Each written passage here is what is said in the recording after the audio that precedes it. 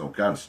Dom Paulo, o Papa Francisco oficiou dias atrás aí a canonização de 30 mártires do Rio Grande do Norte, né? Cristãos, vítimas de morticínios no âmbito das invasões holandesas no Brasil, um período sombrio e esquecido pela história brasileira, lembrado pela Igreja, né? Sim. Não é? Eu estava em Roma, inclusive, ainda quando esses mártires foram beatificados. O processo já é um processo bastante antigo, não é? E ali se tem verdadeiramente elementos para dizer que foram mártires, que eles morreram, eles foram, eles estavam na igreja e foram mortos por causa da fé. Não é claro que eram outros tempos, ainda que ainda infelizmente hoje há muita gente que continua a morrer por causa da fé. Não é? Basta ver esses países islâmicos aí ainda, não é? Onde vira e mexe você tem notícia de que uma igreja foi explodida ou foi atacada, não, infelizmente. Mas esses mártires também deram, num outro contexto, então, deram a vida por causa da fé. Morreram porque eram católicos, morreram por causa de Jesus Cristo. Então, foram canonizados agora recentemente, eu acho que são mais alguns santos para o nosso amado Brasil, para a nossa amada Igreja de Deus aqui no Brasil. Eu ia entrar um pouco mais nessa questão do terrorismo, não vou entrar não, porque senão a gente vai esticar aqui, vamos ficar aqui até 5 horas da tarde. Mas hoje é dia 1º de novembro, dia de Todos os Santos. Na Enciclopédia Católica define o dia de Todos os Santos como uma festa em honra a todos eles, inclusive os conhecidos e os desconhecidos, né? Isso mesmo. O dia de Todos os Santos é um dia em que a igreja relembra de todos esses, como você disse já, dos conhecidos, dos desconhecidos, e lembra também para todos nós, né, que a vocação à santidade é uma vocação de todo mundo. O que é ser santo? Ser santo é estar junto de Deus. Né? E todo mundo que vive aqui nesse mundo espera também um dia, quando deixar esse mundo, ninguém está com pressa, mas assim, quando um dia passarmos, irmos para junto de Deus. Isso é a santidade. A santidade é a gente viver aqui, às vezes a palavra não é muito adequada, mas viver de uma forma ordinária, mas ordinária no sentido assim do dia a dia, viver bem o dia a dia. O pai de família vivendo como bom pai de família, a mãe de família como boa mãe de família, os filhos como filhos, né? Cada um buscando viver da melhor maneira possível, seguindo Jesus Cristo e tendo a certeza de que um dia estará junto de Deus. Esses são os santos, né? E a santidade é a vocação nossa, é a vocação de cada um de nós, porque cada um de nós espera também um dia estar junto de Deus, né? E o bonito é que um dia, quando nós chegarmos um dia diante de Deus, nós vamos encontrar tantas pessoas que foram do nosso convívio, tanta gente que sentou nos mesmos bancos que nós e que são santos. Né? Que não estão nos altares, mas são santos. É isso que você disse. Aqueles que estão e aqueles que não estão nos altares. Agora, Dom Paulo, o seguinte, o senhor está falando em família, como é que a igreja lida nos dias atuais com questões como essa aqui do versículo Mateus 19, né? Que o homem não separe o que Deus uniu. Quer dizer, pessoas, por exemplo, que moram juntas, ou que são separadas, ou que a mulher teve um filho e que não vive com o marido, com o companheiro lá, ela pode se comungar na igreja, quer dizer, esse filho também pode ser batizado, não?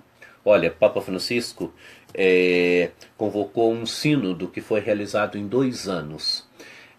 Sobre a família, para discutir exatamente a questão da família.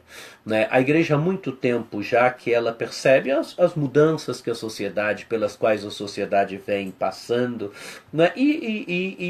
Não é? Essas realidades, a realidade de tantas famílias que por um motivo ou por outro se encontraram com a chaga da separação, e que depois foram refeitas, não é? Como então lidar com essas famílias? Papa Francisco diz que é preciso acolher, acompanhar e integrar. Quer dizer, não é? Às vezes são famílias feridas, quer dizer, e que ali às vezes não podem receber de novo o sacramento do matrimônio, né? Como é que a igreja lida? A igreja ela quer acolher essas pessoas. ela quer que as pessoas saibam que a igreja é uma mãe de braços abertos. É claro que há tantas coisas que essas pessoas podem fazer na vida de uma paróquia, na vida de uma comunidade. Não é porque às vezes são casais de segunda união que não podem participar da vida da paróquia. Podem. Há tantas coisas que elas podem fazer, há tantas pastorais que elas podem participar, há tantas equipes as quais elas podem integrar na vida de uma paróquia. Não é? E o caminho é esse, acolher, fazer com que essas pessoas se sintam membros vivos da vida da comunidade, da vida da paróquia, ir integrando essas pessoas na vida da paróquia, na vida da comunidade, né? Fazendo com que elas se sintam verdadeiramente membros vivos da vida da paróquia. Né? É claro que nem todas podem comungar, nem todas é um caminho.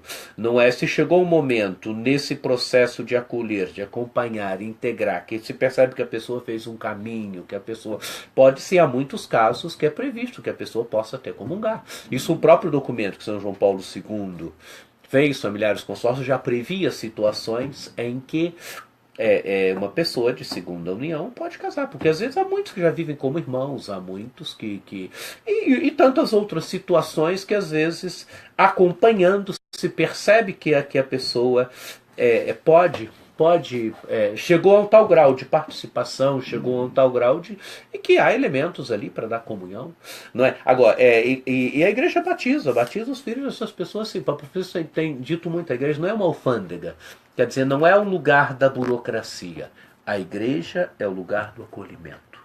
As pessoas quando vêm à igreja é porque elas têm sentimento de fé. Sim. Não é? Eu me lembro muito quando era seminarista ainda. Eu tinha meu tempo de juventude, era seminarista, e o bispo era um camarada assim, um americano, e ele era meio enjoado, e eu me lembro uma senhora que ela veio pedir o batismo para o neto dela, e por uma situação lá, o bispo tinha dito que não e tal, ela citou para ele aquele texto de Isaías, né, que não se apaga a mechazinha que ainda fumega. Achei aquilo interessante, aquilo me marcou. Né? Onde há uma mechazinha que fumega, a gente não tem o direito de apagar. A gente tem o dever de fazer com que ela pegue fogo. Não é? Acolher as pessoas. Não é? Quando o Papa Francisco diz que a igreja não é uma alfândega, é isso que ele quer dizer. Acolher as pessoas. Acolher as pessoas feridas. Não há motivo para não batizar filhos de segunda união. Não há motivo para... O batismo, em pouquíssimas situações se nega um batismo. O batismo ele é a porta, não é? É os pais que querem, que percebem a fé como uma riqueza e querem dar também a fé aos filhos. Não é? Então tem que batizar sim, tem que fazer, tem uma pequena preparação, fazer uma preparação, ali tentar evangelizar, não é? Evangelizar os pais, os padrinhos, não é? E acolher, batizar. Aproveitando esse exemplo que o senhor deu da mulher aí que o senhor ouviu ainda na juventude, a gente está vendo aí muitos incêndios na destruição das matas brasileiras e não há como a gente esquecer aqui da campanha da fraternidade desse ano, né? Fraternidade, biomas brasileiros e defesa da vida, e o lema cultivar e guardar a criação. Também uma campanha bastante interessante que diz muito respeito aí a essas questões ambientais que estamos vivendo, não só no Brasil, mas no mundo inteiro, né, com tanta destruição. É verdade, Jairo. Não é? As campanhas da fraternidade, elas querem sempre trabalhar temas assim pertinentes à vida da sociedade. Não é? E esse ano a questão ambiental, a questão dos biomas, a necessidade de fazer com que conheçamos melhor a nossa região, né? Conheçamos tanto a fauna como a flora da nossa região, o tipo de vegetação, não é? E que vá concretizando mesmo, não é? Olhando os problemas ambientais da região, não é? E que se crie uma cultura de preservação, não de depredação, não é? Porque a natureza, o mundo, é a nossa grande casa. E se a gente vai destruindo, se a gente vai minando as condições de vida no planeta, é a nossa casa que nós vamos destruindo. Né? Papa Francisco escreveu uma encíclica, né, a Laudato Si, que eu traduzindo seria louvado seja, né? Pega aquele hino de São Francisco, onde ele vai louvado seja, louvando a obra as obras da criação de Deus, não é? E onde Papa Francisco fala exatamente dessa questão, da questão ambiental, né? A necessidade de cuidarmos e de preservarmos a nossa casa comum, né? A percepção de que cada pessoa tem que ter, de que o mundo é a nossa casa. E a gente, cada um tem que fazer a sua parte. Às vezes a gente pede, se pergunta, mas eu, dona de casa, o que eu posso fazer para a preservação da natureza? O que eu posso fazer para ajudar a cuidar do meio ambiente? Pode fazer muita coisa, desde o uso da água, né, uso responsável da água, dos detergentes, o uso da eletricidade, não é? A gente ir aprendendo a ter uma vida que preserve o meio ambiente, que preserve a natureza, que preserve a nossa casa comum. Né? O interessante é que o Papa Francisco, na Laudato Si, ele convida a gente a ter essa visão contemplativa que o nosso mundo foi perdendo. Né? A gente olha muito para a natureza hoje como algo, é um pouco a modernidade, né? É onde você olha a natureza como uma realidade a ser transformada, como uma realidade não a ser transformada. E Papa Francisco convida a gente a olhar como São Francisco.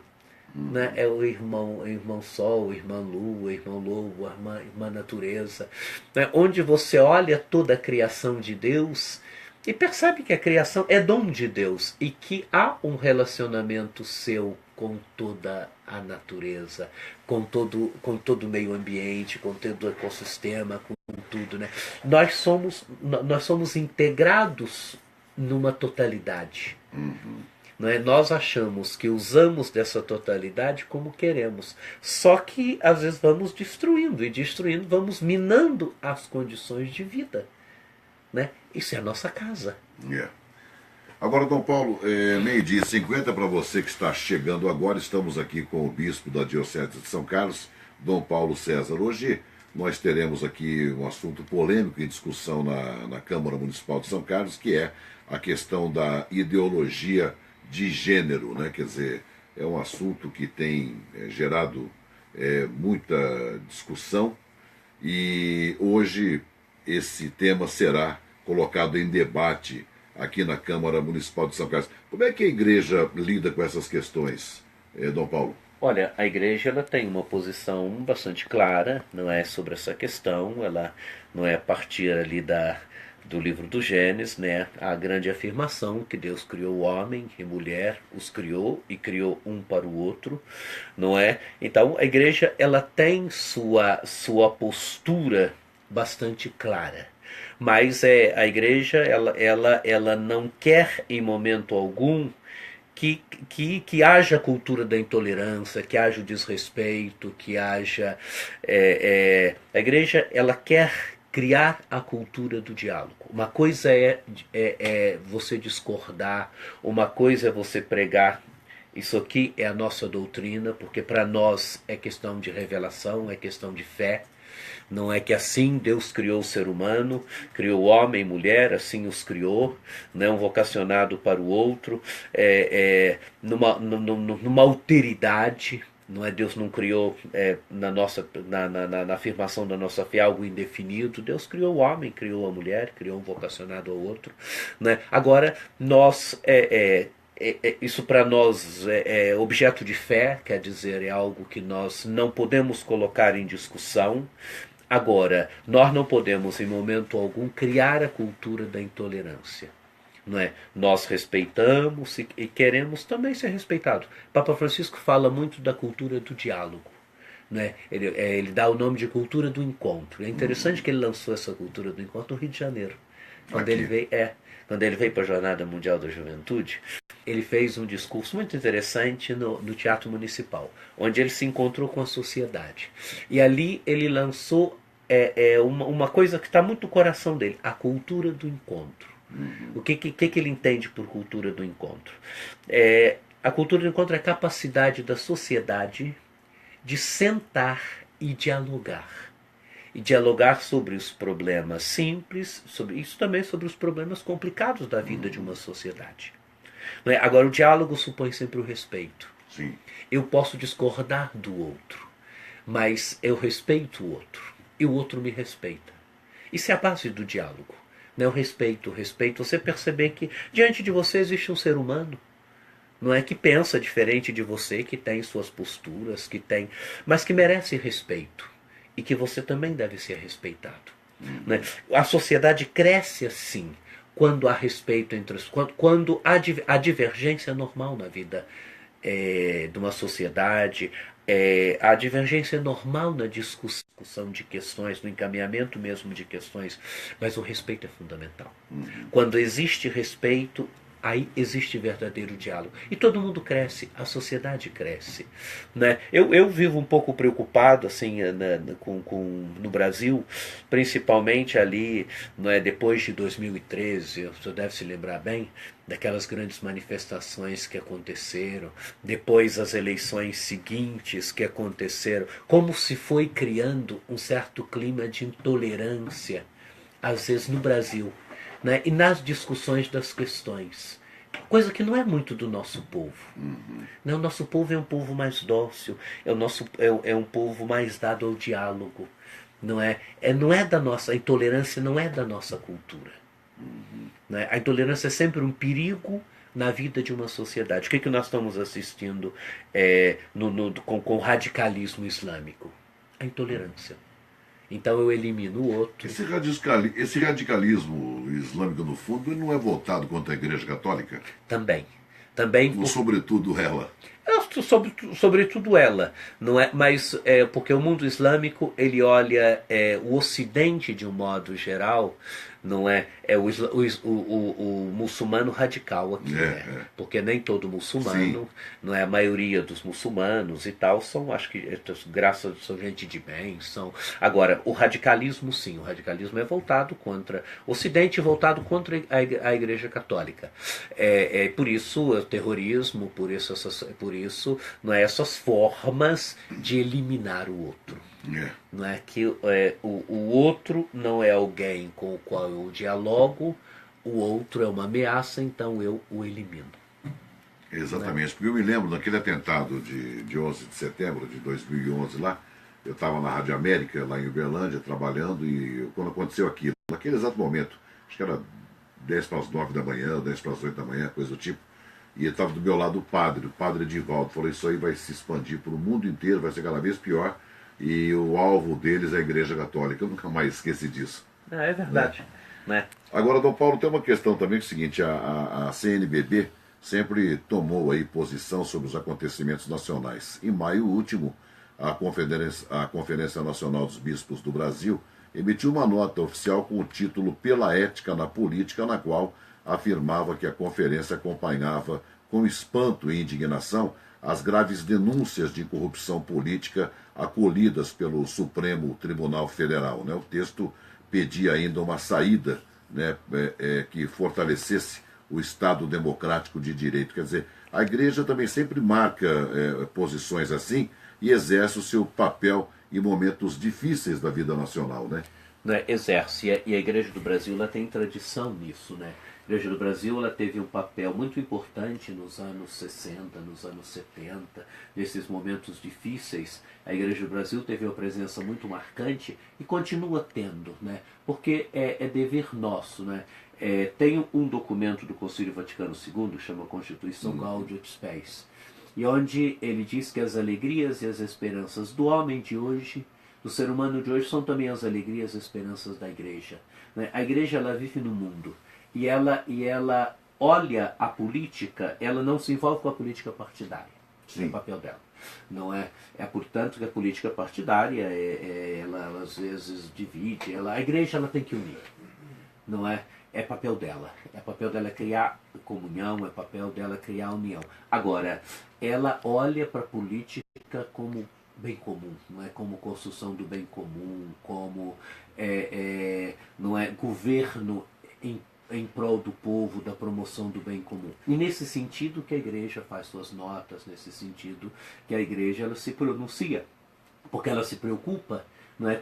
Ela se preocupa com uma sociedade que vai perdendo seus referenciais éticos, né? Com uma sociedade que vai perdendo, vai minando as condições do verdadeiro exercício da democracia através da falta de ética, através da corrupção, né, dessa chaga que a gente está vendo e está assistindo aí nos meios de comunicação, não é? Então, a igreja quer que se tenha, sim, saídas que fortaleçam cada vez mais as nossas instituições, que fortaleçam a democracia, que a chaga da corrupção seja vencida, não é? Porque quando uma sociedade se deixa levar pela corrupção, é o dinheiro que deveria ser usado para o bem comum que vai para o bolso de outras pessoas.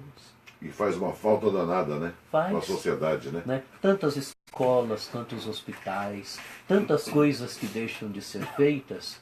Por quê? Porque aquele dinheiro, aquilo que deveria ser para promoção do bem, vai para o bolso de pessoas individuais, vai para o benefício de pessoas individuais. Isso é a traição da política. Né? E a preocupação da igreja, né? Que uma sociedade que vai perdendo o referencial ético, ela vai perdendo seus referenciais. Não é? Ela vai perdendo elementos fundamentais para a sua solidificação. Muito bem, Dom Paulo, são 13 horas, nosso programa está chegando ao fim, mas amanhã dia de finados, né? Hoje dia de Todos os Santos, depois o aniversário da cidade, dia 4, que cai no sábado, o senhor já falou dele aqui um pouquinho, mas também a São Carlos Borromeu será homenageado novamente. Será homenageado, está sendo homenageado, né? Pelo primeiro ano nós estamos tendo a novena de São Carlos Borromeu, né? 9 dias, é uma tentativa de recuperar a festa do nosso padroeiro, é uma tentativa de fazer com que esse santo que está na origem da nossa cidade, por isso o nome da cidade mesmo, São Carlos, né? E que foi um grande homem. Ele foi, quando nós falamos aqui da política, São Carlos Borromeu foi um bispo que no seu tempo, quem cuidou quando Milão foi assolado pela peste ali em 1576, me parece, quando a cidade foi assolada pela peste, que os governantes saíram da cidade, o bispo que estava fazendo visita pastoral fora da cidade, entrou na cidade para cuidar da população, para cuidar dos feridos, para cuidar do povo, né? Um verdadeiro pastor, um homem que andava com o crucifixo no meio dos feridos, mas não só fazia isso, construiu escolas, construiu hospitais, um homem que olhou verdadeiramente pelo seu povo, um grande exemplo de pastor, homem que cuida da religião, mas homem também que percebe a responsabilidade cívica da religião, da igreja, né, e que não se furtou no seu tempo. Muito bem, nós conversamos hoje aqui no Atualidades com o bispo diocesano de São Carlos, o Dom Paulo César Costa, que nós agradecemos pela vinda aqui nos nossos estúdios, né? Está conhecendo a nossa rádio hoje. Recentemente nós fizemos uma entrevista com ele por telefone. Mas volte mais vezes, viu, Dom Paulo? Muito obrigado por ter vindo mais uma vez. Eu te agradeço de coração, Jairo, a possibilidade de estar aqui conversando com você, falando com os seus ouvintes, né? E desejo também que Deus abençoe a todos, que amanhã nós celebramos o dia de finados, né? Que seja um dia de esperança, que as pessoas se encontrem, visitem o cemitério, visitem lá seus entes queridos, que os restos mortais de seus entes queridos que eles jazem, mas visitem com a esperança da fé, né? Com a certeza de que a morte não é o fim de tudo, mas ela é a certeza de vida nova e certeza de ressurreição. Então, muito de coração, Jairo, muito obrigado. E que Deus continue te abençoando muito a você e a todos os nossos ouvintes. Amém. Gente,